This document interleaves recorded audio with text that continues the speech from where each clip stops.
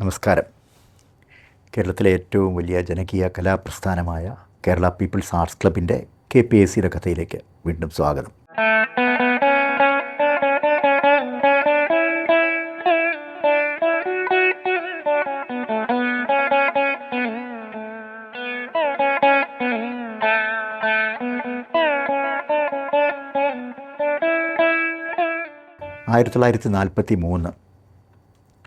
Communist പാർട്ടിയുടെ ഒന്നാം party Congress ബോംബെയിൽ വെച്ച് നടക്കുകയാണ്. മെയ് മാസം. അന്നൊരു ദിവസമാണ് കമ്മ്യൂണിസ്റ്റ് പാർട്ടിയുടെ പാർട്ടി കോൺഗ്രസിൻ്റെ ഭാഗമായി തന്നെ ഒരു സമ്മേളനം നടന്നു. കലാകാരന്മാരുടെ സമ്മേളനമായിരുന്നു അത്. നേരത്തെ പുരോഗമന സാഹിത്യകാരന്മാരുടെ ഒരു സംഘടന 1936 കാലഘട്ടത്തിൽ തന്നെ മുൻഷി പ്രേംചന്ദിൻ്റെയൊക്കെ നേതൃത്വത്തിൽ ആരംഭിച്ചിരുന്നു. അതിൻ്റെ ചുവട് പിടിച്ച് പുരോഗമനവാദികളായ കലാകാരന്മാരെ പങ്കെടുപ്പിച്ചുകൊണ്ടാണ് ഈ സമ്മേളനം നടത്തിയത്. ആ സമ്മേളനം ഉദ്ഘാടനം ചെയ്തത് കമ്മ്യൂണിസ്റ്റ് നേതാവായ പ്രൊഫസർ ഹിരേന്ദ്രനാഥ് മുഖർജിയാണ്. അന്ന് അവിടെ ചേർന്ന ആ സമ്മേളനം ഒരു സംഘടനയ്ക്ക് രൂപം കൊടുത്തു. ആ സംഘടനയുടെ പേര് Indian people's theatre association, IPTA. ഈ പേര് നൽകിയത് ഒരു കലാകാരനല്ല, വളരെ പ്രശസ്തനായ ഒരു ശാസ്ത്രജ്ഞനാണ്, ഹോമി ഭാഭ. അത് കമ്മ്യൂണിസ്റ്റുകാരായ കലാകാരന്മാരുടെ മാത്രമൊരു പ്രസ്ഥാനമായിരുന്നില്ല. അത് സ്വാതന്ത്ര്യ സമരത്തിൻ്റെ കാലഘട്ടമാണ്. ഇന്ത്യക്ക് സ്വാതന്ത്ര്യം നേടണമെന്ന് ആഗ്രഹിക്കുന്ന, അതേസമയം സ്വാതന്ത്ര്യത്തിന് ശേഷം സോഷ്യലിസ്റ്റ് ആശയത്തിൽ അധിഷ്ഠിതമായ ഒരു ഭരണകൂടം ഉണ്ടാകണമെന്ന് ആഗ്രഹിക്കുന്ന കലാകാരന്മാരുടെ ഒരു പ്രസ്ഥാനമായിരുന്നു. ഇതിൻ്റെ പിറകിൽ, ഈ പ്രസ്ഥാനത്തിന് രൂപം കൊടുക്കുന്നതിൻ്റെ പിറകിൽ ഒരു ചാലകശക്തിയായി പ്രവർത്തിച്ചത് കമ്മ്യൂണിസ്റ്റ് പാർട്ടിയുടെ ജനറൽ സെക്രട്ടറി ആയിരുന്ന പൂർണ്ണചന്ദ്ര ജോഷി എന്ന PC ജോഷിയാണ്. 1943 ഈ സംഘടന മെയ് 25 ഈ പ്രസ്ഥാനം രൂപം കൊണ്ടതിൻ്റെ തൊട്ടു പിന്നാലെ തന്നെ വളരെ സജീവമായി ഇതിൻ്റെ പ്രവർത്തകർ രംഗത്തിറങ്ങി. അതിന് നിമിത്തമായത് ബംഗാൾ ക്ഷാമമാണ്. കഴിഞ്ഞ നൂറ്റാണ്ടിലെ ഏറ്റവും വലിയ ഒരു മനുഷ്യ കുരുതിയായിരുന്നു ബംഗാൾ ക്ഷാമത്തിലൂടെ സംഭവിച്ചത്. കോടിക്കണക്കിന് മനുഷ്യർ പട്ടിണി മൂലം മരണമടഞ്ഞു. തെരുവീഥികളിൽ ശവങ്ങൾ പൊന്തി. അന്ന് അത് മനഃപൂർവ്വം ബ്രിട്ടീഷ് ഭരണകൂടവും അവിടുത്തെ ജമീന്ദാർമാരും ജന്മിമാരും എല്ലാം കൂടെ ചേർന്ന് സൃഷ്ടിച്ച ഒരു കൃത്രിമമായ ഒരു ക്ഷാമമായിരുന്നു അത്. ആ ക്ഷാമത്തിൻ്റെ കാരണങ്ങൾ വിശദീകരിച്ചുകൊണ്ട് അതിന് ഇരകളായവരെ സഹായിക്കാൻ വേണ്ടി ഇറങ്ങിത്തിരിച്ച ഒരു പ്രസ്ഥാനമായിരുന്നു IPTA. PC ജോഷിയാണ് ആ ഒരു വലിയ സംഘത്തെ, കലാകാരന്മാരുടെ സംഘത്തെ നയിച്ചത്. അദ്ദേഹത്തോടൊപ്പം ഫോട്ടോഗ്രാഫറായ സുനിൽ ജാനയും ചിത്രകാരനും എഴുത്തുകാരനുമായ ചിത്തപ്രസാദും ഉണ്ടായിരുന്നു. അതുപോലെ തന്നെ ധാരാളം കലാകാരന്മാരും കലാകാരികളും അവർ കലാപരിപാടികൾ അവതരിപ്പിച്ചു. ഇതിനുവേണ്ടി പണം സമാഹരിച്ചു. മാത്രമല്ല, അവർക്ക് ഭക്ഷണശാലകൾ തുറന്നു കൊടുത്തു. ബംഗാളിലെ കമ്മ്യൂണിസ്റ്റുകാരായ ധാരാളം പേർ രംഗത്തിറങ്ങി. അവർ മഹിളാ ആത്മരക്ഷാ സമിതി ഉണ്ടാക്കി. കാര്യം, ഇതിൻ്റെ ഈ ഭക്ഷ്യക്ഷാമത്തിൻ്റെ ഈ ഏറ്റവും വലിയ ഇരകളായി തീർന്നത് സ്ത്രീകളായിരുന്നു. അവർ സ്വയം വിറ്റുകൊണ്ടാണ് ഇതിനുള്ള ഭക്ഷണത്തിനുള്ള വക കണ്ടെത്തിയത്. അവരെയൊക്കെ സംരക്ഷിക്കാൻ വേണ്ടിയിട്ടാണ് മഹിളാ ആത്മരക്ഷാ സമിതി ഉണ്ടായത്. അങ്ങനെ IPTAയുടെയും മഹിളാ ആത്മരക്ഷാ സമിതിയുടെയും ഒക്കെ നേതൃത്വത്തിൽ വലിയൊരു പര്യടനം തന്നെ ബംഗാളിൽ നടത്തി ഒരുപാട് ക്ഷാമബാധിതരായ ഒരുപാട് പേരെ സഹായിച്ചു. അതുമാത്രമല്ല, ഈ സന്ദേശവുമായി ജോഷിയും കൂട്ടരും ബോംബെയിൽ കലാപരിപാടികൾ നടത്തി. അവിടെ അതിൻ്റെ പ്രവർത്തനങ്ങളുമായി മുന്നിട്ടിറങ്ങിയത് പൃഥ്വിരാജ് കപൂറും അദ്ദേഹത്തിൻ്റെ മക്കളായ രാജ് കപൂർ, ഷമ്മി കപൂർ തുടങ്ങിയവരാണ്. അതുപോലെ തന്നെ ഖ്വാജ അഹമ്മദ് അബ്ബാസ്, വളരെ പ്രശസ്തരായ മറ്റനേകം എഴുത്തുകാർ, മുൽക്ക് ആനന്ദിനെ പോലെ, അതുപോലെ തന്നെ ചെറുപ്പക്കാരായ ധാരാളം കവികൾ, മജ്റൂ സുൽത്താൻപുരി, ശൈലേന്ദ്ര, പ്രേം ധവാൻ, ഇങ്ങനെ ധാരാളം എഴുത്തുകാർ, മറ്റ് കലാകാരന്മാർ, നർത്തകിമാർ, ഗായകർ, അമർ ഷെയ്ഖിനെ പോലുള്ള കലാകാരന്മാർ, ഇങ്ങനെ ധാരാളം പേർ IPTAയുടെ സന്ദേശവുമായി ബോംബെയിലെ തെരുവീഥികളിലൂടെ ഇന്ത്യയുടെ പല ഭാഗങ്ങളിലും പല സംസ്ഥാനങ്ങളിലും അവർ പര്യടനം നടത്തി. ഈ ബംഗാൾ ക്ഷാമത്തിൻ്റെ ഇരകളായി തീർന്നവരെ രക്ഷിക്കണമെന്നുള്ള സന്ദേശം അവരവിടെയൊക്കെ പ്രചരിപ്പിച്ചു. ഇതായിരുന്നു IPTAയുടെ ആദ്യത്തെ ഒരു പ്രധാനപ്പെട്ട കർമ്മപരിപാടി. അത് കഴിഞ്ഞ് ബൽരാജ് സാഹിനി ആ സംഘത്തിൻ്റെ ഭാഗമായി. അദ്ദേഹവും കൂടെ ചേർന്നാണ് പിന്നീട് ഇപ്റ്റ ബോംബെ ആസ്ഥാനമാക്കി കമ്മ്യൂണിസ്റ്റ് പാർട്ടിയുടെ ഹെഡ്ക്വാർട്ടേഴ്സായ ബോംബെ, അവിടുത്തെ രാജ്ഭവൻ എന്ന് പറയുന്ന ആ കമ്മ്യൂൺ ആസ്ഥാനമാക്കി ഇപ്റ്റയുടെ കലാകാരന്മാർ അവിടെ താമസിച്ച് ധാരാളം കലാപരിപാടികൾക്ക് രൂപം നൽകി. അവരതൊക്കെ ദിവസേന അവതരിപ്പിച്ചുകൊണ്ടേയിരുന്നു. അതിനിടയിലാണ് നാവിക കലാപം ഉണ്ടായത്. ആ നാവിക കലാപത്തിൻ്റെ സമയത്തും ഇപ്റ്റയുടെ കലാകാരന്മാരാണ് രംഗത്തിറങ്ങി ആ കലാപത്തിന് ഊർജം പകർന്നത്. അതിനുശേഷമാണ് വർഗീയലഹള ഉണ്ടാകുന്നത്. സ്വാതന്ത്ര്യത്തിന് തൊട്ടു മുൻപുണ്ടായ വർഗീയലഹളയിൽ ധാരാളം പേർ കൊല്ലപ്പെട്ടു. അവിടെയൊക്കെ സമാധാനത്തിൻ്റെ സന്ദേശവുമായി ആ കലാപബാധിത പ്രദേശങ്ങളിൽ നേരിട്ടെത്തി ഇപ്റ്റയുടെ കലാകാരന്മാരും കലാകാരികളും അവിടെ പരിപാടികൾ അവതരിപ്പിച്ചു. അങ്ങനെ ഒരു വലിയ ഒരു അവരുടേതായ ഒരു പങ്ക് സ്വാതന്ത്ര്യ സമരത്തിൽ ഇപ്റ്റ വഹിച്ചിട്ടുണ്ട്. ഇതിൻ്റെയൊക്കെ നേതൃത്വം വഹിച്ചയാൾ നേരത്തെ പറഞ്ഞതുമാതിരി PC ജോഷിയായിരുന്നു. പക്ഷേ നിർഭാഗ്യവശാൽ സ്വാതന്ത്ര്യത്തിന് ശേഷം കമ്മ്യൂണിസ്റ്റ് പാർട്ടിയുടെ രണ്ടാം പാർട്ടി കോൺഗ്രസ് കൽക്കട്ടയിൽ ചേർന്നപ്പോഴേക്കും ഇപ്റ്റ എന്ന് പറയുന്ന പ്രസ്ഥാനത്തിന് പ്രതികൂലമായ, അല്ലെങ്കിൽ കലാകാരന്മാർ ഈ സംഘടനയ്ക്ക് ആവശ്യമുണ്ടോ അത്തരമൊരു പ്രവർത്തനമല്ല കമ്മ്യൂണിസ്റ്റ് പാർട്ടി നടത്തേണ്ടത് എന്നുള്ള മാതിരിയുള്ളൊരു ഒരു തീരുമാനം കൈക്കൊണ്ടു. അങ്ങനെ ധാരാളം കലാകാരന്മാർ അതുമായിട്ട് അസോസിയേറ്റ് ചെയ്തിരുന്ന ബൽരാജ് സാഹിനി ഉൾപ്പെടെയുള്ളവർ ജയിലിൽ പോയി. ഒരുപാട് പേർ ഇപ്റ്റ വിട്ടുപോയി. അതിനു മുമ്പ് ഇപ്റ്റ അവതരിപ്പിച്ച വളരെ പ്രശസ്തമായ നമ്മുടെ നിങ്ങളെന്നെ കമ്മ്യൂണിസ്റ്റാക്കി എന്നുള്ള നാടകത്തിന് ഏതാണ്ട് തുല്യം നിൽക്കുന്ന നബാന എന്ന് പറയുന്ന ബംഗാളിലെ നാടകം, ശംഭുമിത്ര എന്ന് പറയുന്ന വിഖ്യാതനായ കലാകാരൻ, അദ്ദേഹത്തിൻ്റെ പത്നിയായ തൃപ്തിയും ഇത്രയും അടക്കമുള്ള കലാകാരികൾ അവതരിപ്പിച്ച നബാന എന്നുള്ള നാടകം കോളിളക്കം സൃഷ്ടിച്ച നാടകമാണ്. ഒരുപാട് പേരെ കമ്മ്യൂണിസ്റ്റ് പ്രസ്ഥാനത്തിലേക്കൊക്കെ ആകർഷിച്ച, ഇടതുപക്ഷ പ്രസ്ഥാനത്തിലേക്ക് ആകർഷിച്ച ഒരു നാടകമായിരുന്നു അത്. പിന്നെ അതിൻ്റെ ഒരു സാരാംശമൊക്കെ ഉൾക്കൊണ്ടുകൊണ്ട് ഇപ്റ്റ ഒരു സിനിമ നിർമ്മിച്ചു. ആ ചിത്രത്തിൻ്റെ പേര് തർത്തി കെ ലാൽ എന്നായിരുന്നു. K. അബ്ബാസാണ് സംവിധാനം ചെയ്തത്. ഇതൊക്കെ അങ്ങനെ ഒരു വലിയ പ്രസ്ഥാനം ഒരു തളർച്ചയെ നേരിട്ടത് 1940കളുടെ ഒടുവിലാണ്. അവിടെ നിന്നൊക്കെ ഇപ്റ്റ ആ തളർച്ചയൊക്കെ അതിജീവിച്ച് അതിൻ്റെ ഒരു പുനരുജ്ജീവനത്തിൻ്റെ ഭാഗമായി ബോംബെയിൽ അതിൻ്റെ 7ാമത് സമ്മേളനം ചേരുകയാണ്. 1953 മെയ് മാസത്തിൽ 10ാം വാർഷികം ആഘോഷിക്കുകയാണ്. ഇവിടേക്കാണ് ഈ വളരെ 4-5 ദിവസം നീണ്ടു നിൽക്കുന്ന ആ ഒരു സമ്മേളനത്തിലേക്കാണ് KPSCയുടെ സംഘം എത്തിയത്. KPSCയുടെ സംഘം അടക്കമുള്ള കേരളത്തിൽ നിന്ന് 10-25 പേർ ആ സമ്മേളനത്തിൽ പങ്കെടുക്കാനായി ബോംബെയിലെത്തിയിരുന്നു. അവരെ നയിച്ചത് കമ്മ്യൂണിസ്റ്റ് പാർട്ടിയുടെ നേതാവായ C. ഉണ്ണിരാജയാണ്. അപ്പോൾ അവരവിടെ ചെല്ലുന്നു. അവരെയൊക്കെ കാത്തിരിക്കുകയായിരുന്നു. കാര്യം KPSC എന്നുള്ള പ്രസ്ഥാനത്തെക്കുറിച്ച് അപ്പോൾ തന്നെ 100-നടുപ്പിച്ച് നാടകങ്ങൾ അവതരിപ്പിക്കുകയും നിരോധിക്കപ്പെടുകയും ചെയ്ത ആ KPSC എന്നുള്ള പ്രസ്ഥാനത്തെക്കുറിച്ച് ഇന്ത്യ എമ്പാടുമുള്ള കലാകാരന്മാർ അത് കേട്ടറിഞ്ഞിരുന്നു. പത്രത്തിലൊക്കെ വാർത്തയായിരുന്നു. അതുകൊണ്ട് തന്നെ KPSCയുടെ വരവ് അവിടെ കാത്തിരിക്കുകയായിരുന്നു അവർ. അപ്പോൾ പിന്നെ അവരിവിടെ വന്നതിന് ശേഷം അത് ബോംബെയിലെ ഡിസിൽവ സ്കൂൾ എന്ന് പറയുന്ന ശിവജി പാർക്കിനടുത്തുള്ള ഒരു ഗ്രൗണ്ടിലായിരുന്നു ഈ സമ്മേളന നഗരി. ഇന്ത്യയുടെ പല ഭാഗങ്ങളിൽ നിന്നും, ബംഗാളിൽ നിന്നും, ആസാമിൽ നിന്നും, മദ്രാസിൽ നിന്നും, അതുപോലെ തന്നെ ബോംബെയിൽ നിന്നും, ഹൈദരാബാദിൽ നിന്നും ഒക്കെ ഒരുപാട് കലാകാരന്മാരും കലാകാരികളും അവിടെ എത്തിയിരുന്നു. ഇവരൊക്കെ പിൽക്കാലത്ത് ഇന്ത്യയുടെ സാംസ്കാരിക രംഗത്തെ ഏറ്റവും പ്രമുഖരായ വ്യക്തികളായി മാറി. അതിൻ്റെ കൂട്ടത്തിൽ ഞാൻ നേരത്തെ പറഞ്ഞ ബൽരാജ് സാഹിനി ഉണ്ടായിരുന്നു, ബംഗാളിൽ നിന്നെത്തിയ സലീൽ ചൗധരി ഉണ്ടായിരുന്നു, അനിൽ ബിശ്വാസ് ഉണ്ടായിരുന്നു. ഇത് ഉദ്ഘാടനം ചെയ്തത് വളരെ പ്രശസ്തനായ നർത്തകനായ ഉദയശങ്കറാണ്. ഉദയശങ്കറിൻ്റെ സംഘത്തിൽ നിന്ന് ധാരാളം പേർ ഇപ്റ്റയുടെ സാംസ്കാരിക ആ ഒരു പിന്നെ സംഘത്തിൽ എന്താ പറയുക സ്ക്വാഡെന്നാണ് അതിനെ വിളിക്കുക. ആ സ്ക്വാഡിൽ അംഗങ്ങളായി പണ്ടേ ചേർന്നതാണ്.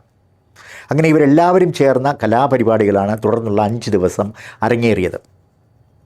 അപ്പോൾ കേരളത്തിൽ നിന്ന് എത്തിയവരിൽ ദേവരാജൻ, സുലോചന, KS ജോർജ്, O. മാധവൻ, ജനാർദ്ദനക്കുറുപ്പായിരുന്നു കേരളത്തിലെ KPSC സംഘത്തിൻ്റെ നേതാവ്, വിജയകുമാരി, സുധർമ്മ, ഭാർഗവി, ഇങ്ങനെ ഇവർ കാമ്പശ്ശേരി പരമോള്ളിയായിട്ട് അഭിനയിക്കുന്ന കാമ്പശ്ശേരി, തോപ്പിൽ കൃഷ്ണപിള്ള, ഇവരെല്ലാവരും ചേർന്ന സംഘം ഈ നിങ്ങളെന്നെ കമ്മ്യൂണിസ്റ്റാക്കി എന്നുള്ള നാടകം, അവിടെ മൊറാർജി ദേശായിയാണെന്ന് ബോംബെ ഭരിച്ചിരുന്ന ബോംബെ സംസ്ഥാനത്തിൻ്റെ മുഖ്യമന്ത്രി.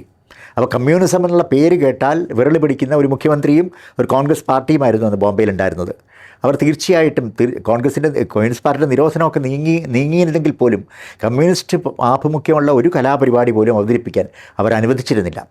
അപ്പോൾ അതുകൊണ്ട് ഇവർ ആ നാടകത്തിന് വേറെ പേരിട്ടാണ് അവിടെ അവതരിപ്പിച്ച് നിങ്ങളെന്നെ കമ്മ്യൂണിസ്റ്റാക്കി അവർ പരിവർത്തനം എന്നുള്ള പേരിട്ടു. ആ പേരിലാണ് നാടകം അവിടെ അവതരിപ്പിച്ചത്. അതുപോലെ തന്നെ മറ്റ് പല ഭാഗങ്ങളിലും ഈ നാടകം അവതരിപ്പിക്കുമ്പോൾ സ്ക്രിപ്റ്റ് അവർ നേരത്തെ സബ്മിറ്റ് ചെയ്യണം. ആ സ്ക്രിപ്റ്റ് ബോംബെയിൽ തന്നെ ഒന്ന് രണ്ടിടത്ത് അവതരിപ്പിക്കാൻ മലയാളികളെല്ലാം കൂടെ ചേർന്ന്, മലയാളി സംഘടനകളൊക്കെ ഉണ്ടായിരുന്നു, അവരെല്ലാവരും കൂടി ചേർന്ന് ആ നാടകം അവതരിപ്പിക്കാനുള്ള ഒരുക്കങ്ങൾ നടത്തിയിരുന്നു. അപ്പോൾ അതിന് ഒരു സെൻസർ ചെയ്യാൻ വേണ്ടി, പ്രീ സെൻസറിങ്ങിന് വേണ്ടി സ്ക്രിപ്റ്റ് കൊടുക്കണമായിരുന്നു. ആ സെൻസറിങ്ങിന് ആ സ്ക്രിപ്റ്റ് കൊടുത്തപ്പോൾ അത് നോക്കാൻ നിയോഗിക്കപ്പെട്ട ഉദ്യോഗസ്ഥൻ ചോദിച്ചത്, നിങ്ങൾക്ക് എങ്ങനെയാണ് കമ്മ്യൂണിസ്റ്റ് ഐഡിയോളജിയുടെ ഉള്ള അത് ആ ഒരു ആശയഗതി പറയുന്ന ഒരു നാടകം ഇവിടെ അവതരിപ്പിക്കാനുള്ള ധൈര്യമുണ്ടായത് എന്നാണ്. പക്ഷേ തീർച്ചയായിട്ടും അതിൻ്റെ പേര് ഇപ്പം നേരത്തെ പറഞ്ഞ പരിവർത്തനം അല്ലെങ്കിൽ തകർന്ന തറവാട് എന്നാണ് വേറൊരു പേരിട്ടത്. അപ്പോൾ ഇങ്ങനെയുള്ള ഈ ഒരു പേരൊക്കെ ഇട്ട് അവർ കബളിപ്പിച്ചാണ് ആ സ്ക്രിപ്റ്റിന് അനുമതി വാങ്ങിയത്. ഈ നമ്മൾ ഇപ്റ്റ സമ്മേളന നഗരിയിലേക്ക് വരികയാണെങ്കിൽ ഓരോ ദിവസവും അവിടെ ഇങ്ങനെ ഞാൻ നേരത്തെ പറഞ്ഞ മാതിരി ധാരാളം കലാകാരന്മാരും കലാകാരികളും അവരുടെ എല്ലാ തരത്തിലുള്ള പരിപാടികൾ അവതരിപ്പിക്കുന്നുണ്ടായിരുന്നു. നൃത്തങ്ങൾ, പിന്നെ സമൂഹ ഗാനങ്ങൾ. അവിടുത്തെ ഏറ്റവും ഒരു പ്രത്യേക ആകർഷണീയത എന്ന് പറഞ്ഞാൽ ഈ സംഘഗാനമായിരുന്നു, കോറസ് എന്ന് പറയുന്നത്. ഇപ്റ്റയുടെ കലാകാരന്മാർ, ദേവരാജൻ ഉൾപ്പെടെയുള്ളവർ ആദ്യമായിട്ടാണ് ഈ കോറസ് എന്ന് പറയുന്നൊരു കലാരൂപം കാണുന്നത്, കേൾക്കുന്നത്. അതുകൊണ്ട് തന്നെ അത് അവർക്കൊരു നല്ല പാഠമായി. അതിൽ നിന്ന് അവരൊരു പാഠം ഉൾക്കൊണ്ടു. അതെങ്ങനെയാണ് എല്ലാവരും കൂടെ ചേർന്ന് വളരെ ഒരു ഏകീഭാവത്തോടുകൂടി അതിൻ്റെ ഒരു വലിയ ആരോഹണ അവരോഹണങ്ങളുള്ള ഒരു ഗാനം അവതരിപ്പിക്കുന്നത് എന്നുള്ളതൊരു അവർ പഠിച്ച ഒരു പാഠമായിരുന്നു. അതിൽ നിന്ന് പാഠം ഉൾക്കൊണ്ട് ദേവരാജനും ONVയും കൂടെ ചേർന്ന് അവർ ബോംബെയിലെ പ്രശസ്തമായ വിക്ടോറിയ ടെർമിനലിലേക്ക്, ഇന്നതിൻ്റെ പേര് വേറൊന്നാണ്, ആ വിക്ടോറിയ ടെർമിനലിലേക്ക് അവർ സംഘമായി പോകുമ്പോൾ ONV ചുമ്മാ നമുക്ക് പോകാം എന്നൊക്കെ പറഞ്ഞൊരു കവിത പോലെ ചൊല്ലി. ഇതിനെ ഈണമിട്ടാണ് അവർ വേറൊരു പാട്ട് തന്നെ ഉണ്ടാക്കി. ആ പാട്ട് പിന്നീട് പരിശീലിച്ചാണ് പിന്നീട് അവർ അവതരിപ്പിച്ചത്, നമ്മളൊന്നാണ് എന്നൊരു പാട്ട്. അപ്പോൾ അത് കഴിഞ്ഞിട്ട് അവിടെ അവർ പൊന്നരിവാളമ്പിളിയിൽ എന്നുള്ള പ്രശസ്തമായ ഗാനം അവതരിപ്പിച്ചു. അതിനുശേഷം അവിടെ ചില സംഘഗാനങ്ങൾ, നേരം പോയി എല്ലാവരും പോയല്ല എന്നുള്ള സംഘഗാനമൊക്കെ അവതരിപ്പിക്കുമ്പോൾ എന്താ സംഭവിക്കുന്നതെന്ന് പറഞ്ഞാൽ, ഇത് കേട്ട് അവിടുത്തെ കലാകാരന്മാർ, അനിൽ ബിശ്വാസ് എന്ന് പറയുന്ന വിഖ്യാതനായ സംഗീത സംവിധായകൻ, അതുപോലെ തന്നെ അന്ന് സിനിമയിലേക്ക് പതുക്കെ കാലെടുത്ത് വെച്ചിട്ടുള്ള സലീൽ ചൗധരി, ഇവരൊക്കെ സ്വമേധയാ മുന്നോട്ട് വന്ന് വലിയ ഡ്രമ്മൊക്കെ എടുത്ത് ഹാർമോണിയൊക്കെ എടുത്ത് അവരിതിനോടൊപ്പം പിന്നെ ഈ വാദ്യോപകരണങ്ങൾ വായിച്ചു. അങ്ങനെ ഒരു കൂട്ടായ ഒരു പ്രയത്നമായിട്ടാണ്, അല്ലെങ്കിൽ ഒരു കൂട്ടായ ഒരു കലാവിരുന്നായിട്ട് അത് മാറി. ദേവരാജൻ്റെ സംഗീതത്തിന് സലീൽ ചൗധരി അകമ്പടി വായിച്ചു എന്നുള്ളത് തന്നെ വളരെ വളരെ ഒരു പിന്നെ എന്താ പറയുക, അപൂർവമായൊരു സംഭവമായി മാറി. അങ്ങനെ അവരുടെ സുലോചനയുടെ പാട്ടുകളൊക്കെ തന്നെയും അവിടെ പ്രകീർത്തിക്കപ്പെട്ടു. ജോർജിൻ്റെ ദേവരാജൻ ആദ്യം തന്നെ ജി കുമാരപിള്ളയുടെ ഒരു കവിത അവിടെ പാടുകയായിരുന്നു. അപ്പോൾ കവിത കേട്ടപ്പോൾ തന്നെ എല്ലാവരും വന്ന് ദേവരാജനെ കെട്ടിപ്പുണരുകയായിരുന്നു. അതുപോലെ തന്നെ ഈ കലാപരിപാടികളെല്ലാം അത്രയധികം ആവേശത്തോടു കൂടിയാണ് അവരത് ഇപ്റ്റയുടെ കലാപരിപാടികൾ അവർ കണ്ടത്. ഓരോ ദിവസവും ഈ KPSCക്ക് എന്തെങ്കിലുമൊക്കെ അവതരിപ്പിക്കാനുണ്ടായിരുന്നു അവിടെ. അങ്ങനെ ഒരു ദിവസം ഒരു നാടകം അവതരിപ്പിച്ചു, പരമൂളിലായിട്ടുള്ള കാമ്പശ്ശേരി അന്നത്തെ നിയമസഭാംഗമാണ് എന്നറിഞ്ഞപ്പോൾ അവരിൽ പലരും അത്ഭുതം കൂറി. അങ്ങനെ ഈ KPSCയുടെ പരിപാടികൾക്ക് വലിയൊരു ആവേശകരമായ സ്വീകരണമാണ് അവിടെ ലഭിച്ചത്. അതുപോലെ തന്നെ മറ്റുള്ള കലാപരിപാടികൾ ഇവരും കാണുന്നുണ്ടായിരുന്നു. തമിഴ്നാട്ടിൽ നിന്ന് വന്ന MB ശ്രീനിവാസൻ എന്നുള്ള ചെറുപ്പക്കാരൻ്റെ പാട്ടുകൾ, ബംഗാളിൽ നിന്ന് വന്ന ഋത്വിക് കട്ടക് എന്ന് പറയുന്ന ചെറുപ്പക്കാരൻ അവതരിപ്പിച്ച നാടകം, അതുപോലെ തന്നെ നേരത്തെ പറഞ്ഞ സലീൽ ചൗധരിയുടെ വലിയ ആവേശകരമായ അദ്ദേഹം നയിക്കുന്ന സംഘഗാനങ്ങൾ, ഇതൊക്കെ തന്നെയും ഇപ്റ്റയുടെ KPSCയുടെ കലാകാരന്മാരെ, KPSCയുടെ കലാപ്രതിഭകളെ ആവേശം കൊള്ളിച്ചു. അങ്ങനെ അവർ ഇപ്റ്റയുടെ സമ്മേളനത്തിൽ പങ്കെടുത്തുകൊണ്ട് പുതിയൊരു ഉണർവോടുകൂടി ആണ് അവർ ബോംബെ നഗരത്തിൻ്റെ മറ്റു ഭാഗങ്ങളിൽ നാടകം അവതരിപ്പിക്കാൻ ചെന്നത്. പക്ഷേ നിർഭാഗ്യവശാൽ നേരത്തെ നാടകം അവതരിപ്പിക്കാൻ വേണ്ടി നിശ്ചയിച്ച പലയിടത്തും ഈ നാടകം അവരത് ക്യാൻസൽ ചെയ്തു. കാര്യം കമ്മ്യൂണിസ്റ്റ് ആശയഗതി പ്രചരിപ്പിക്കുന്ന ഒരു നാടകത്തിനോ യാതൊരു കാരണവശാലും ഒരു അനുമതി കൊടുക്കില്ല എന്നുള്ളായിരുന്നു കോൺഗ്രസ് സർക്കാരിൻ്റെ നിലപാട്. അവിടെ നിന്ന് അവർ അഹമ്മദാബാദ് എന്ന് പറയുന്നത് ബോംബെ സംസ്ഥാനത്തിൻ്റെ ഭാഗമായ അഹമ്മദാബാദിൽ പോയി. അവിടെയും നേരത്തെ നിശ്ചയിച്ചിരുന്ന 2-3 വേദികളുണ്ടായിരുന്നു, അതൊക്കെ ക്യാൻസൽ ചെയ്യപ്പെട്ടു. അങ്ങനെ ഇവർക്ക് തിരിച്ചു മടങ്ങാനുള്ള കാശ് പോലും ഇല്ല എന്നുള്ളൊരു പരിതാപകരമായ അവസ്ഥയിൽ മലയാളികളെല്ലാം കൂടെ ചേർന്ന് അവർക്കുള്ള പിരിവെടുത്ത് അവരെ നാട്ടിലേക്ക് അയക്കാനുള്ള ഏർപ്പാട് ചെയ്തു. നാട്ടിലേക്ക് തിരിച്ചു വരുന്ന വഴിക്ക് അവർ ട്രെയിനിൽ വെച്ച് നേരത്തെ പറഞ്ഞ മാതിരി ഇപ്റ്റയുടെ ഒരു സംഘഗാനം എന്നുള്ള കോറസ് എന്നുള്ള ഇത് കേട്ട് അതിൽ നിന്ന് പ്രചോദനം കൊണ്ട് അത്തരമൊരു കോറസ് ഉണ്ടാക്കി എല്ലാവരും കൂടെ ചേർന്ന് അവിടെ ഇരുന്ന് നമ്മളൊന്നാണേ പാടാം നമ്മളൊന്നാണേ എന്നുള്ള പാട്ട് ജന്മം കൊള്ളുന്നത് ആ ട്രെയിൻ യാത്രയ്ക്കിടയിൽ വെച്ചാണ്. ട്രെയിൻ യാത്ര അവർ നേരെ വരാൻ നിശ്ചയിച്ചത് കണ്ണൂർ അന്ന് വളരെ വിപുലമായ രീതിയിൽ ഒരു കിസാൻ സമ്മേളനം നടക്കുന്നുണ്ടായിരുന്നു. ഒരുപക്ഷെ കേരളത്തിൽ നടന്ന ഒരു അഖിലേന്ത്യാ സമ്മേളനം, ആദ്യത്തെ ഒരു അഖിലേന്ത്യാ അടിസ്ഥാനത്തിലുള്ള സമ്മേളനമായിരുന്നു അത്. അത് കമ്മ്യൂണിസ്റ്റ് പാർട്ടിയുടെ മലബാർ കമ്മിറ്റി ആയിരുന്നു അതിൻ്റെ ആതിഥേയർ. അവർ വളരെ ഇന്ത്യയുടെ വിവിധ ഭാഗങ്ങളിൽ വരുന്ന ആയിരക്കണക്കിന് പ്രതിനിധികളെ ഉൾക്കൊള്ളുന്ന ഒരു വലിയൊരു സമ്മേളന നഗരി കയ്യൂർ നഗർ എന്ന് പറയുന്ന അവിടെ വെച്ചിട്ടാണ് KPR ഗോപാലിൻ്റെയും K ദാമോദരൻ്റെയും മറ്റ് അവിടുത്തെ NE ബാലരാമൻ്റെയും ഒക്കെ അവിടുത്തെ പ്രധാനപ്പെട്ട കമ്മ്യൂണിസ്റ്റ് നേതാക്കളായിരുന്നു അതിന് ചുക്കാൻ പിടിച്ചത്. അവിടെ ഒരു ദിവസം KPSC നിങ്ങളെന്നെ കമ്മ്യൂണിസ്റ്റാക്കി അവതരിപ്പിക്കണം എന്നായിരുന്നു അവരോട് ആവശ്യപ്പെട്ടിരുന്നത്. പക്ഷേ നിർഭാഗ്യവശാൽ എന്താ സംഭവിച്ചതെന്ന് പറഞ്ഞാൽ ബോംബെയിൽ നിന്ന് തിരിച്ചു വരുന്ന വഴിക്ക് അതിലൊരു അഭിപ്രായ വ്യത്യാസമുണ്ടായി. അതായത് ബോംബെയിൽ പോയപ്പോൾ തന്നെ കയ്യിൽ കാശൊന്നും കിട്ടിയില്ല, തിരിച്ചു വരാൻ വളരെ ബുദ്ധിമുട്ടി പിരിവൊക്കെ എടുത്താണ് തിരിച്ചു വരുന്നത്. അപ്പോൾ ഇനി കണ്ണൂരി എന്നാലും ഈ പിന്നെ കിസാൻ സമ്മേളനത്തിൽ എന്നാലും ഒരു പാർട്ടി പരിപാടിയാണ്, അവിടെ നിന്നും കാശൊന്നും കിട്ടില്ല എന്നുള്ളതായിരുന്നു ഈ KPSCയുടെ കൺവീനറായിരുന്ന കോടാകുളങ്ങര വാസുപിള്ളയുടെ ഒരു വാദഗതി. കോടാകുളങ്ങര വാസുപിള്ള ഞാൻ ഒരിക്കൽ പറഞ്ഞിട്ടുണ്ട്, അദ്ദേഹം കമ്മ്യൂണിസ്റ്റുകാരനൊന്നും ആയിരുന്നില്ല, പക്ഷേ ഒരു സംഘാടകനായിരുന്നു. അപ്പോൾ കോടാകുളങ്ങര വാസുപിള്ള പറയുന്നത് നമ്മുടെ അവിടെ ചെന്ന് വെറുതെ നാടകം അവതരിപ്പിക്കാം എന്നല്ലാതെ യാതൊരു പ്രയോജനവുമില്ല. ഇത് അദ്ദേഹം പറഞ്ഞത് കൂട്ടത്തിലുള്ള നടികളുടെ കുടുംബാംഗങ്ങളുണ്ടായിരുന്നില്ല, കൂടെ നടികൾക്ക് കൂട്ടുപോയ കുടുംബത്തിൽപ്പെട്ടവരോടായിരുന്നു.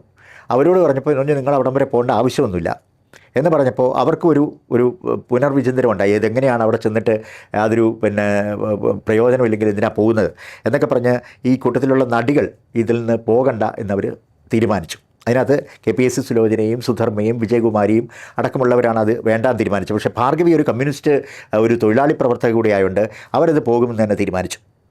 അങ്ങനെ മദ്രാസിൽ വന്നതിന് ശേഷം ഒരു സംഘം തിരിച്ച് അവരുടെ നാട്ടിലേക്ക് തന്നെ തിരിച്ചു പോയി.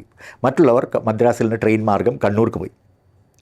കണ്ണൂർക്ക് പോകുമ്പോൾ ഒരു സംഭവം എന്താണെന്ന് വെച്ചാൽ അവിടെ ചെന്നാൽ ഈ നാടകം എങ്ങനെ അവതരിപ്പിക്കും, നിങ്ങളെന്നെ കമ്മ്യൂണിസ്റ്റാക്കി അവതരിപ്പിക്കണമെങ്കിൽ തീർച്ചയായിട്ടും അതിനകത്ത് പ്രധാനപ്പെട്ട പാട്ടുകളെല്ലാം പാടുന്ന നായികയായിട്ട് അഭിനയിക്കുന്ന സുലോചന ഉണ്ടാവണം, സുധർമ്മ ഉണ്ടാവണം, മാലയുടെ വേഷം അഭിനയിക്കുന്ന സുധർമ്മ ഉണ്ടാവണം.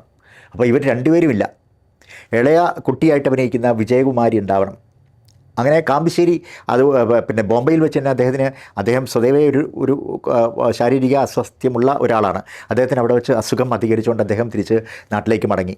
അപ്പോൾ പരമുള്ളയുടെ റോൾ അഭിനയിക്കാൻ ആളില്ല, സുമാവലിയുടെ റോൾ അഭിനയിക്കാൻ ആളില്ല, മാലയില്ല, മീനാക്ഷിയില്ല. അപ്പോൾ എന്താ ചെയ്യേണ്ടതെന്ന് ഇവരാകെ ഒരു എന്താ പറയുക ആശയക്കുഴപ്പത്തിലായി. അപ്പോൾ ആ ട്രെയിനിൽ തന്നെ MN ഗോവിന്ദൻ നായരും തോപ്പിൽ ഭാസിയും കയറി കണ്ണൂർക്ക് പോകാനായിട്ട്. അപ്പോൾ ഇവരൊക്കെ ആയിട്ട് ഡിസ്കസ് ചെയ്ത്, അപ്പോൾ തോപ്പിൽ ഭാസി പറഞ്ഞു, എൻ്റെ നാടകത്തിൽ ഞാൻ ആദ്യം ഈ നാടകം എഴുതുമ്പോൾ അതിനകത്ത് സുമാവലി ഉണ്ടായിരുന്നില്ല, ആ കഥാപാത്രം രംഗത്ത് വരുന്നുണ്ടായിരുന്നില്ല, അങ്ങനെ തന്നെ അവതരിപ്പിച്ചാൽ പോരെ എന്ന് ചോദിച്ചു. അപ്പോൾ അതൊരു നല്ല ആശയമായി തോന്നി. പക്ഷേ മറ്റ് കഥാപാത്രങ്ങൾക്കും ആൾ വേണമല്ലോ. അങ്ങനെ ഒരു കണ്ണൂരെത്തി. കണ്ണൂർ വളരെ വിപുലമായ എല്ലാ ദിവസവും കലാപരിപാടിയൊക്കെ നടക്കുന്ന, എല്ലാവരും ഒരുപാട് കേരളത്തിൻ്റെ വിവിധ ഭാഗങ്ങളിൽ നിന്ന് കമ്മ്യൂണിസ്റ്റ് നേതാക്കന്മാരൊക്കെ അതിൽ പങ്കെടുക്കാൻ എത്തിയിട്ടുണ്ടായിരുന്നു. അവരൊക്കെ തന്നെ കാത്തിരിക്കുന്ന ഒരു സംഘം KPSC ആണ്. KPSCയിൽ നിങ്ങളെന്നെ കമ്മ്യൂണിസ്റ്റാക്കി ഒന്ന് കാണണം എന്നുള്ളത് മലബാറിലെ സഖാക്കളുടെ ഒരു ആഗ്രഹമായിരുന്നു. പക്ഷേ അവർക്ക് പൂർണ്ണ രൂപത്തിൽ അവതരിപ്പിക്കാൻ പറ്റില്ല എന്നുള്ളതുകൊണ്ട് അതിന് ചെറിയ ഭാഗങ്ങൾ മാത്രം അവതരിപ്പിക്കാം, ബാക്കി പിന്നെ പാട്ട് കൊണ്ട് മാനേജ് ചെയ്യാം എന്നുള്ളത്. പാട്ട് പാടാൻ അവിടെ ജനാർദ്ദനക്കുറുപ്പുണ്ട്, KS ജോർജ് ഉണ്ട്, ഇങ്ങനെയുള്ള ഒരു പാട്ടുകാർ അവിടെ തന്നെ ഉണ്ട്. പ്രസ്ഥാനമായിട്ട് സഹകരിച്ച് പ്രവർത്തിക്കുന്ന കലാകാരന്മാരും കലാകാരികളും അവിടെയുണ്ട്. അപ്പോൾ അവരെയൊക്കെ സംഘടിപ്പിച്ചുകൊണ്ട് തന്നെ ഇതൊക്കെ നടത്താവുന്നേ ഉള്ളൂ. പക്ഷേ KPSCയുടെ പരിപാടിയിൽ ഈ ഒരു നാടകം അവതരിപ്പിക്കാനുള്ള കലാകാരന്മാരെ അന്വേഷിച്ച് നടപ്പായി. അങ്ങനെ പരമപിള്ളയുടെ വേഷത്തിന് വേണ്ടിയിട്ട് അവർ കണ്ടെത്തിയത് കമ്മ്യൂണിസ്റ്റ് നേതാവ് പിൽക്കാലത്ത് സ്പീക്കറൊക്കെ ആയിട്ടുള്ള R ശങ്കരനാരായണൻ തമ്പിയാണ്. അദ്ദേഹത്തിനെ ഇതിൽ അഭിനയിക്കാൻ അവർ വന്ന് ഈ വേഷം, ശങ്കരനാരായണൻ തമ്പിയാണ് നമുക്കറിയാം ഈ തോപ്പിൽ ഭാസിയെ ഈ നാടകം എഴുതാൻ പ്രേരിപ്പിച്ച ആൾ. അപ്പോൾ തമ്പി സാറിന് വളരെ കൃത്യമായി എങ്ങനെയാണ് പരമപിള്ള എന്നുള്ളതെല്ലാം കൃത്യമായി അറിയാവുന്ന ഒരാളുമാണ്. അദ്ദേഹം വളരെ സന്തോഷത്തോടെ അതിന് സമ്മതിച്ചു. പിന്നെ വേണ്ടത് മറ്റ് വേഷങ്ങൾക്കുള്ള ചെറിയ മാലയുടെ വേഷം അഭിനയിക്കണം. മാലയുടെ വേഷം അഭിനയിക്കാൻ വേണ്ടിയിട്ട് പിന്നെ അവർ കണ്ടെത്തിയത് അന്ന് അവിടെ കല്യാണം കഴിഞ്ഞെത്തിയ ഒരു നവവധൂവിനെയാണ്. അന്ന് വൈക്കത്തെ ഒരു കമ്മ്യൂണിസ്റ്റ് നേതാവും MLA-യുമായിട്ടുള്ള CK വിശ്വനാഥൻ, അദ്ദേഹത്തിൻ്റെ ഭാര്യ നവവധുവായ ഓമനയുമായിട്ടാണ് അവിടെ എത്തിയത്. അപ്പോൾ ഓമന വിദ്യാർത്ഥി ഫെഡറേഷൻ്റെ നേതാവായിരുന്നു, നാടകങ്ങളിലൊക്കെ പ്രത്യക്ഷപ്പെട്ടിട്ടുണ്ട്. അപ്പോൾ ഉണ്ണിരാജ ഉൾപ്പെടെയുള്ളവർ എന്നിട്ട് ഇങ്ങനെ ഓമനയോട് ഈ നാടകത്തിൽ അഭിനയിക്കണം എന്ന് പറഞ്ഞു. അങ്ങനെ ഓമന, നിങ്ങൾക്ക് ഒരുപക്ഷെ പരിചയം കൂടുതൽ ബിനോയ് വിശ്വത്തിൻ്റെ, ഇന്നത്തെ കമ്മ്യൂണിസ്റ്റ് പാർട്ടി ജനറൽ സെക്രട്ടറി സംസ്ഥാന സെക്രട്ടറി ബിനോയ് വിശ്വത്തിൻ്റെ അമ്മ ആണ് ഓമന, CK ഓമനയാണ് ആ വേഷം അഭിനയിച്ചത്, മാലയുടെ വേഷം. അതുപോലെ തന്നെ കൊച്ച് മീനാക്ഷിയുടെ വേഷം അഭിനയിക്കാൻ പിൽക്കാലത്ത് ഗായികയായി പേര് നേടി അന്ന് ഒരു ഗായികയായി പിച്ച വെച്ച് തുടങ്ങിയ മച്ചാട്ട് വാസന്തി എന്നുള്ള കലാകാരിയാണ്. സുലോചന രംഗത്ത് വരുന്നില്ല. സുലോചന പാടുന്ന പിന്നെ എന്താ പറയുക പ്രധാനപ്പെട്ട പാട്ട് പൊന്നരിവാൾ അമ്പിളിയിലാണ്. ആ പൊന്നരിവാൾ അമ്പിളിയിൽ എന്നുള്ള പാട്ട് പാടാൻ വേണ്ടി അവർ കണ്ടെത്തിയത് ഒരു സംഗീതാധ്യാപകൻ്റെ വേഷത്തിൽ ദേവരാജനെ രംഗത്ത് അവതരിപ്പിക്കുക എന്നുള്ളായിരുന്നു. അങ്ങനെ ദേവരാജൻ രംഗത്ത് വന്നിട്ടാണ് പൊന്നരിവാൾ അമ്പിളിയിൽ പാടുന്നത്. അങ്ങനെയൊക്കെ ഒരു വിധത്തിൽ അവർ ആ നാടകാവതരണം അവിടെ നാടകത്തിൻ്റെ എല്ലാ രംഗങ്ങളും അവതരിപ്പിച്ചില്ലെങ്കിലും പ്രധാനപ്പെട്ട രംഗങ്ങൾ അവതരിപ്പിച്ചുകൊണ്ട് ആ നിങ്ങളെന്നെ കമ്മ്യൂണിസ്റ്റാക്കി. അങ്ങനെ മലബാറിലെ സഖാക്കളുടെ മുമ്പിൽ ആദ്യമായി അവർ അവതരിപ്പിച്ചു. അതൊരു വലിയ വിജയമായി തീർന്നു. ആ വിജയത്തിൻ്റെ ഒരു സന്തോഷത്തോടു കൂടിയാണ് KPSCക്കാർ അവിടെ നിന്ന് മടങ്ങി കൊല്ലത്തേക്ക്, അവരുടെ ആസ്ഥാനമായ കൊല്ലത്തേക്ക് വരുന്നത്. കൊല്ലത്ത് വന്ന ഉടൻ തന്നെ അടുത്ത ദിവസം തന്നെ കമ്മ്യൂണിസ്റ്റ് പാർട്ടിയുടെ തിരുവച്ചി സംസ്ഥാന കമ്മിറ്റി സെക്രട്ടറി MN ഗോവിന്ദൻ നായരുടെ അദ്ദേഹം മുൻകൈയെടുത്ത് പഴയ വിട്ടുപോയവരെയൊക്കെ വിളിച്ചുകൂട്ടി കൊല്ലത്തെ പാർട്ടി ഓഫീസിലിരുന്ന് എല്ലാം അവർ തമ്മിലൊരു ഇനി ഇമാതിരിയുള്ളൊരു സംഭവങ്ങൾ ഉണ്ടാവില്ല എന്നുള്ളൊരു ഉറപ്പ് വരുത്തിയതിന് ശേഷം KPSC തിരിച്ച് പിന്നെ അവരുടെ ജൈത്രയാത്രയിലേക്ക് മടങ്ങി. അപ്പോഴേക്കും ഇവിടെ KPSCയുടെ നിരോധനം, നിങ്ങളെന്നെ കമ്മ്യൂണിസ്റ്റാക്കി നാടകത്തിൻ്റെ നിരോധനം കോടതി പിൻവലിച്ചു. അത് റദ്ദ് ചെയ്തു.